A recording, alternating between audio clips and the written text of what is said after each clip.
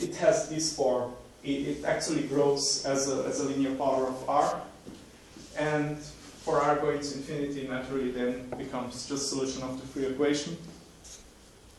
And the crossover scale, the scale at which the nonlinearities become as important as the linear solution, is a Weinstein radius, which is much bigger than you would expect.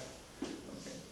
And if you try to compute the correction of the scalar degree of freedom to the axial metric, you see that it has this form.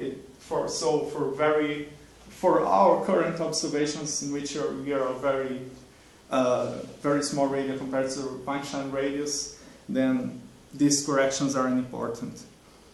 And what's the important thing about the Weinstein radius, about the Weinstein mechanism, is that, well, you have these nonlinearities that can regulate the behavior of the field up to very big scales. And as we saw, when you introduce quickly coupled physics to a theory that classicalizes, or to a theory in which you have nonlinearities that can regulate the behavior of theories up to very big scales, if you embed this theory into Wilsonian physics, then you see that the Weinstein radius, or the R star scale, will collapse, and then that would invalidate the Weinstein conclusion. And then we can see this more explicitly by looking, for instance, at the Goldstone case and then coupling it to an artificial source. And then in this case, you see that it has some of the same properties as the massive gravity case.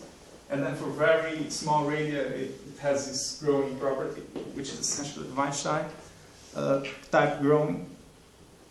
And then we compute the electrostatic solutions, and then it has two solutions, which the first one is what you expect for very big radii, and then once it gets to the R star scale, it becomes complex, and this is the solution that dominates beyond the R star scale. And this is for the derivative, and this has a growth that R to the minus 1/3, which means that the field itself is well behaved. Yeah.